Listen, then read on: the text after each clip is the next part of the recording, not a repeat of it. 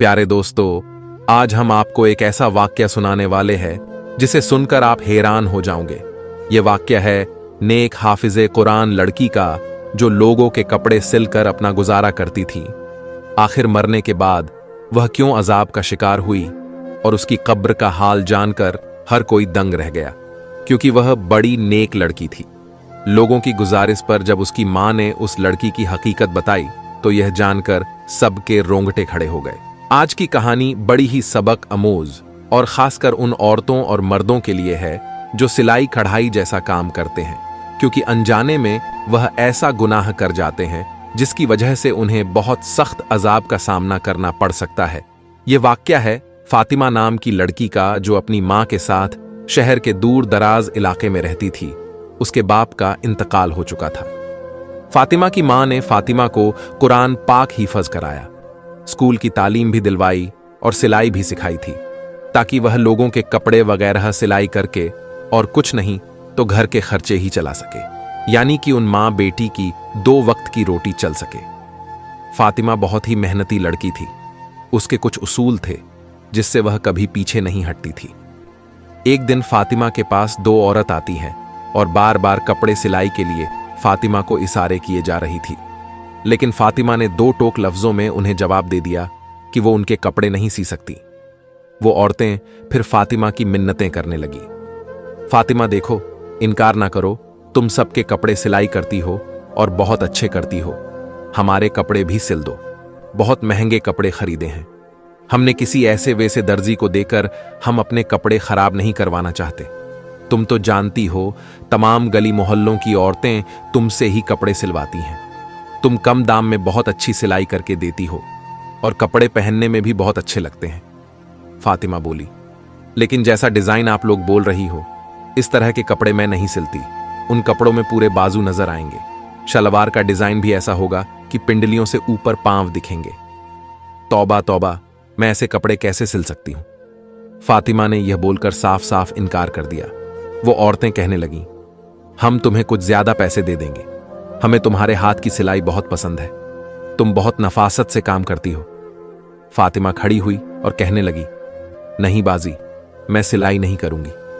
और फिर वह अपने बावर्ची खाने की तरफ चली गई। फातिमा की अम्मा ने शर्मिंदगी से उन दोनों औरतों से मजर्रत की, कहने लगी, मेरी बेटी थोड़ी पर्देदार है, वह इसलिए इस तरह के कपड़े नहीं सीती।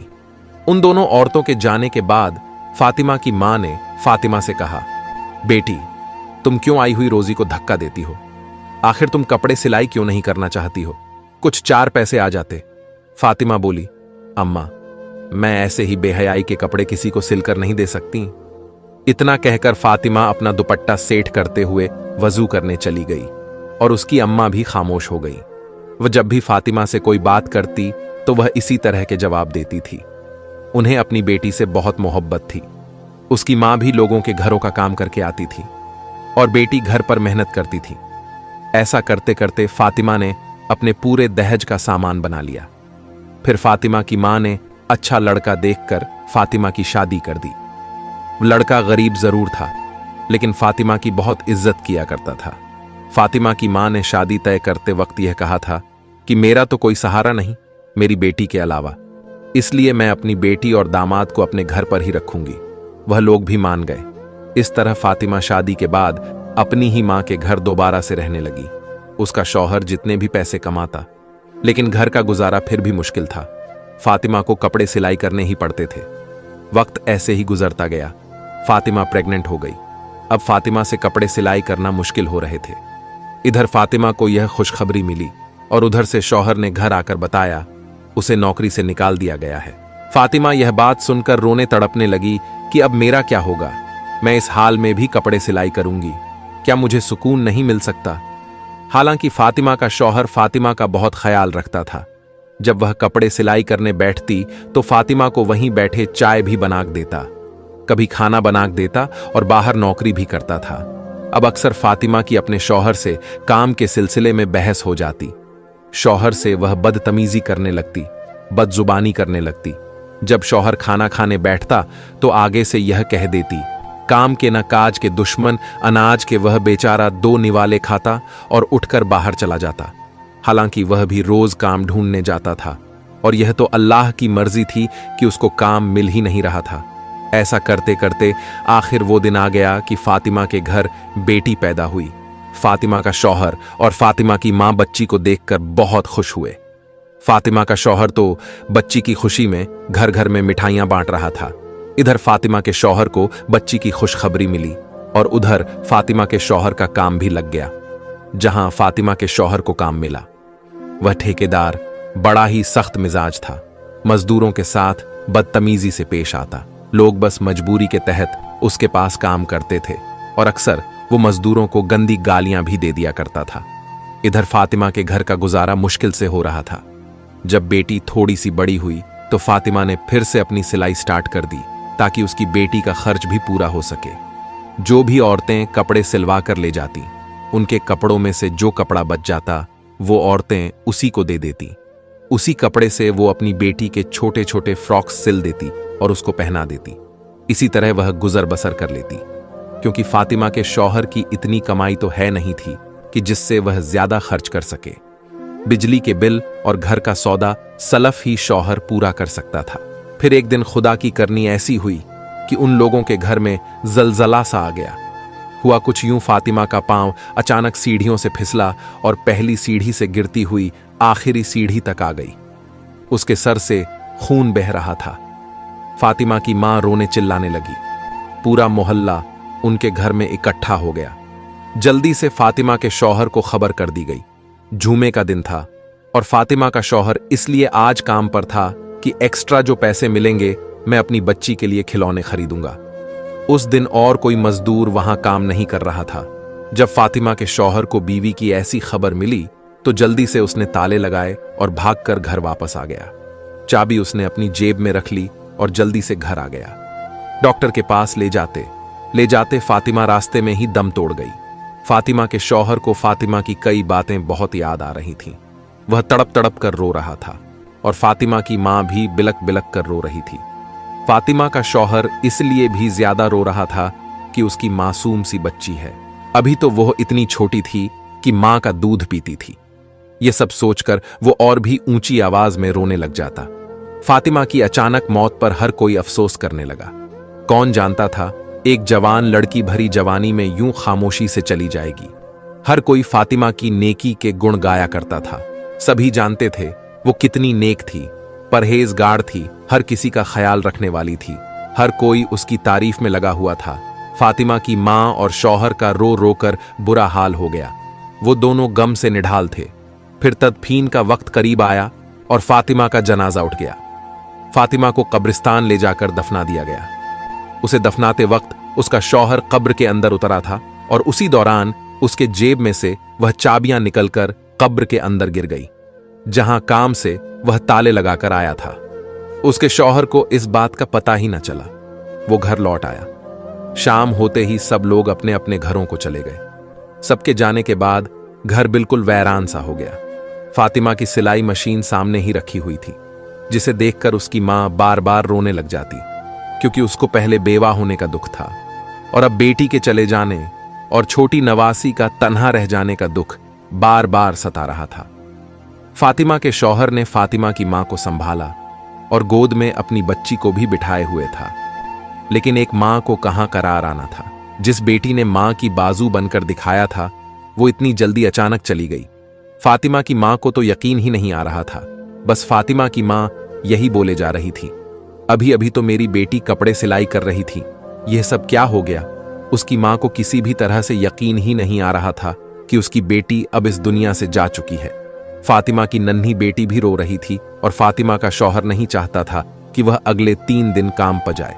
वो अपनी बेटी का खूब ख्याल रखना चाहता था और बीवी के गम में बहुत डाल था। इसलिए वह मालिक को बताना चाहता था कि मैं अगले 3 दिन काम पर नहीं आऊंगा। जैसे ही फातिमा के शौहर ने जेब को हाथ लगाया तो उसकी जेब में चाबियां नहीं थी। वो सोच में पड़ गया कि आखिर चाबियां कहां चली गईं। बहुत सोचने के बाद उसके दिमाग में आया कि चाबियां तो उसने जेब में ही रखी थी। फातिमा की मां भी अपने दामाद का परेशानी वाला चेहरा देख रही थी। कहने लगी, फुरकान बेटा क्या बात है।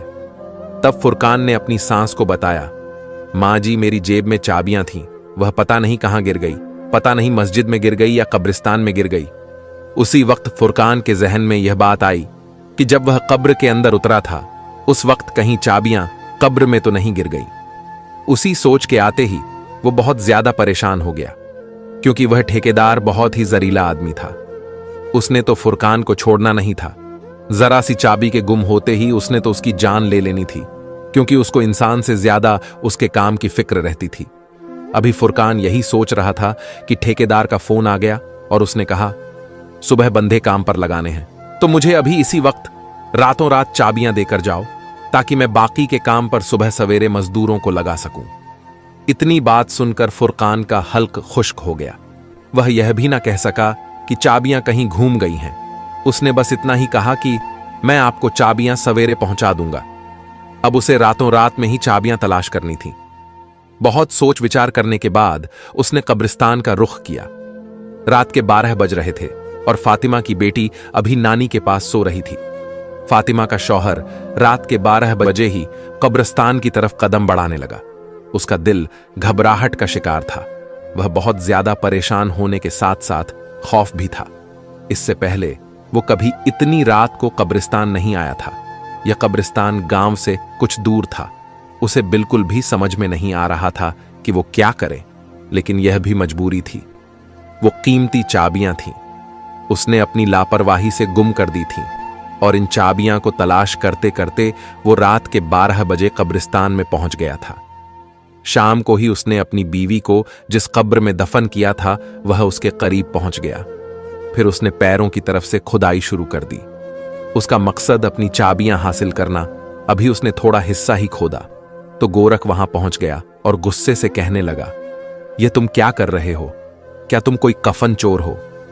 फातिमा के शौहर ने घबराकर टॉर्च अपने चेहरे की तरफ किया तो गोरख कहने लगा, तुम तो वही हो ना जिसकी बीवी का शाम में इंतकाल हुआ था। फातिमा का शौहर घबराकर कहने लगा, हां, मैं शाम को अपनी बीवी को यहां दफनाने आया था, लेकिन बीवी को दफनाते हुए कीमती चाबियां मेरी जेब से कब्र में गिर गई हैं और वह चाबियां मेरे लिए बहुत जरूरी हैं। आपकी बड़ी मेहरबानी होगी अगर आप मेरी मदद कर दे तो। ये सुनते कि वह आदमी जो गोरख था फातिमा के शौहर की मदद करने लगा। दोनों ने मिलकर बहुत जल्दी अच्छी खासी कब्र खोद ली। गोरख के साथ मिलने से फातिमा के शौहर का डर भी खत्म हो चुका था और चाबी मिलने की उम्मीद भी जाग उठी थी। कुछ ही देर बाद कब्र पूरी तरह खुल चुकी थी। जब फातिमा के शौहर ने कब्र के अंदर का मंजर देखा तो फातिमा के शौहर के होश उड़ गए। गोरख ने दोबारा से जल्दी जल्दी कब्र में मट्टी डालना शुरू कर दी। उसके पसीने छूट रहे थे। वो कहने लगा, तुम्हारी बीवी कैसी औरत थी जो इसकी कब्र में ऐसा अजाब हो रहा है। फातिमा के शौहर को तो खुद भी यकीन नहीं आ रहा था। जो कुछ उसने देखा है वह सच में क्या उसकी बीवी के साथ ही हो रहा था? फातिमा तो बहुत अच्छी और नेक थी। उसकी नेकी का तो हर कोई तारीफ करता था। उसने तो कभी कोई ऐसा गुनाह नहीं किया था जिसकी वजह से उसका यह हाल हुआ। वह परेशानी से तड़पने लगा। मेरी बीवी ने ऐसे कौन से गुनाह किया जो उसे इतनी बड़ी सजा मिल रही है? गोरख ने कहा, तुम चाबियां का कोई और इंतजाम कर लो। कब्र में चाबियां ढूंढना बहुत मुश्किल है और तुमने खुद ही देखा ना कि इसका यह अजाब खत्म नहीं हो रहा और वह किस हाल में है। इसकी तरफ से तौबा इस्तगफार करो और अगर कोई गुनाह ऐसा है जो इसने अपनी जिंदगी में किया है तो इसके बारे में पता लगाओ ताकि उसकी मगफिरत हो सके। फुरकान रोते रोते अपने घर वापस पहुंचा। फातिमा की मां ने उसे देखा तो कहने लगी, तुम इतनी रात तक कहां थे? मैं कब से तुम्हारे लिए परेशान हो रही थी। फुरकान फातिमा की मां के कदमों में बैठ गया। कहने लगा, अम्मा, मेरा चैन सुकून सब लुट गया और अभी भी बुरी तरह वह कांप रहा था। फातिमा की मां घबरा गई। पूछने लगी, बेटा बताओ तो सही, क्या माजरा है? तुम इतनी रात तक कहां थे? फुरकान ने बताया, वह चाबियां की तलाश में कब्रिस्तान गया था, लेकिन वहां जाकर तो जो मंजर मैंने देखा उसके बाद शायद मैं सारी जिंदगी सुकून की सांस ना ले सकूं। फातिमा की मां भी डर गई और कहने लगी, पहेलियां ना बुझाओ, फुरकान बताओ तो सही, क्या हुआ? फिर फुरकान ने रोते हुए बताया कि जब फातिमा की कब्र खोदी गई ताकि चाबियां को तलाश किया जाए तो कब्र का मंजर देखकर मेरे होश उड़ गए। अम्मा, फातिमा जैसी नेक औरत को इतना सख्त अजाब हो रहा था, मैं आपको बता नहीं सकता। फातिमा के होठों पर आग जल रही थी और वह बुरी तरह चीखें मार रही थी। मैंने आग बुझाने की कोशिश की तो मुझे उसके स्याह होंठ नजर आए जो बहुत बड़े हो चुके थे। जैसे लटक गए हों, जबकि बाकी का जिस्म सलामत था। थोड़ी देर के लिए आग बुझी और फिर दोबारा भड़क उठी। पहले तो मैं समझ नहीं सका, यह खुदा की तरफ से अजाब है, लेकिन गोरख ने मुझे बताया कि यह अजाब इलाही है और सिर्फ इसके होठों को जला रहा है। फुरकान रोते हुए कहने लगा, अम्मा, समझ नहीं आता, इसके होठों पर आग क्यों लगी थी? वह तो इन होठों से हर वक्त अल्लाह का जिक्र किया करती थी। उसने कभी किसी की इन होठों से बुराई नहीं की थी। वो अच्छी औरत थी। फातिमा की मां और उसका शौहर ऐसे ही सारी रात रोते रहे और अल्लाह ताला से फातिमा की मगफिरत के लिए दुआएं मांगते रहे। फजर की अजान हुई तो फातिमा की मां कहने लगी, मस्जिद के इमाम साहब को खामोशी से सारी बातें बताओ और पता करो क्या मामला है। मेरी बेटी के साथ ऐसा क्यों हो रहा है? क्या उससे कोई गलती हुई है? इमाम साहब बहुत ही नेक और पहुंचे हुए इंसान हैं। यकीनन वो हमारी जरूर मदद करेंगे। फुरकान को भी यह बात मुनासिब लगी। इस मसले का अगर कोई हल बता सकता था तो वह इमाम साहब ही थे। फुरकान नमाज के लिए गया तो नमाज के बाद उसने मस्जिद के इमाम साहब को रोक लिया और तन्हाई में उन्हें रोते हुए सारी बात बता दी। यह सुनकर वह कहने लगे, मैं फातिमा की मां से मिलना चाहता हूं। फुरकान इमाम साहब को अपने घर ले आया और फातिमा की मां से उसकी मुलाकात करवा दी। इमाम साहब पूछने लगे, अम्मा बताओ, फातिमा कहीं किसी की चुगली तो नहीं करती थी या कोई ऐसा गुनाह जो उसके मुंह से होता हो? फातिमा की मां कहने लगी, नहीं, मेरी बच्ची सिर्फ सिलाई का काम करती थी। उसे इतनी फुर्सत कहां कि वह आस पड़ोस में जाए या अपनी सहेलियों को अपने पास बुलाए। फिर यह सुनकर इमाम साहब ने एक ऐसा सवाल किया जिससे फातिमा की मां चौंक उठी। इमाम साहब ने कहा, क्या फातिमा किसी की अमानत को अपने पास रखती थी, यानी कोई बचा हुआ कपड़ा, कोई जोड़े पर लगने वाली लस वगैरह? फातिमा की मां कहने लगी, फातिमा तो बचे हुए कपड़े और धागा वगैरह सब कुछ वापस लुटा देती थी और जो कपड़ा उसे चाहिए होता था वह पूछ कर लिया करती थी। इमाम साहब कहने लगे, सोच लो कि ऐसी गलती हो सकती है जिसकी वजह से उसके मुंह पर अजाब हो रहा है, लेकिन फिर भी उसने जाने अनजाने में कोई ऐसा गुनाह तो जरूर किया है। उसके बाद इमाम साहब कहने लगे, माँ जी, फिर भी बेटी की कोई ऐसी बात सोचकर बताओ जो वह किया करती थी और उस आदत का ताल्लुक फातिमा के होठों से हो। फातिमा की मां बहुत सोचकर कहने लगी, और उसकी उस आदत से मुझे बड़ी चीड़ थी। वो कैंची की बजाय अपने मुंह से धागा तोड़ती थी और फिर धागे का जो रेशा होता था वह उसके मुंह में या होठों पर रह जाता था, लेकिन वह बार बार कैंची नहीं उठाती थी। मुंह से धागा खींचकर तोड़ दिया करती थी और फिर उसी धागे को मुंह से चबाकर थूक देती थी। बहुत बार मैंने उसे समझाया कि इस तरह की आदत सही नहीं है, लेकिन वह अपनी आदत में पक्की हो चुकी थी। यह सुनते ही इमाम साहब कहने लगे, तो फिर हो सकता है यह अजाब उसी धागे के जर्रे की वजह से हो, क्योंकि जब फातिमा की मौत हुई थी तो इससे पहले वह कपड़े सिलाई करती हुई उठकर सीढ़ियों की तरफ गई थी। शायद उसकी मौत के वक्त वो धागे का जर्रा उसके मुंह में रह गया हो और उसी धागे की वजह से उस पर अजाब हो रहा हो। सिलाई के बचे हुए सामान के साथ धागे का एक जरा सा टुकड़ भी उस शख्स की अमानत कहलाता है जो कपड़ों की सिलाई के पैसे देता है। सारी बची हुई चीजों की तरह दागा और दूसरी चीजें भी वापस करना जरूरी होता है। बेहतर है कि आप लोग इस तरह से मगफिरत की दुआ करें, और जो लोग भी फातिमा से कपड़े सिलवाते थे उन सब से बात करके फातिमा की आदत के बारे में बताएं और इसके लिए माफी मांग लें। यह सुनकर फातिमा की मां बहुत ज्यादा परेशान हुई। यह तो बहुत मामूली सी बात थी, लेकिन उसकी वजह से फातिमा को इतना सख्त अजाब होगा यह उनके जहन में भी ना था।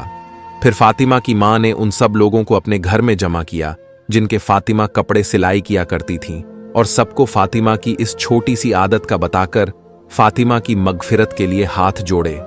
लेकिन यह कोई ऐसी बड़ी बात तो थी नहीं, इसलिए सबने फौरन माफ कर दिया।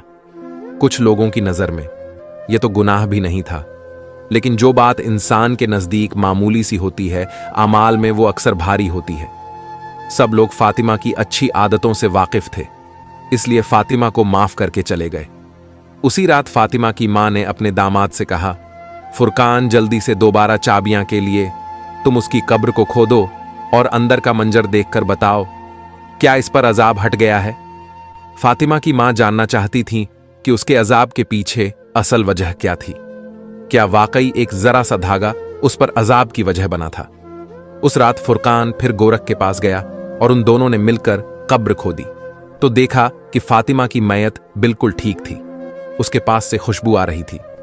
किसी किस्म का कोई अजाब बाकी न था और फुरकान की चाबियां भी उसी कब्र में थीं।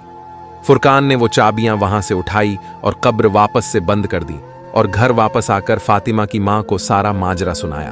उन्होंने अल्लाह का शुक्र अदा किया। उनकी बेटी पर से अजाबे इलाही हट गया। दोस्तों, अगर आपको यह वाकया पसंद आया हो तो वीडियो को लाइक जरूर करिएगा। तो अब मैं आपसे अलविदा लेता हूं और मिलता हूं किसी और ऐसी ही वीडियो में।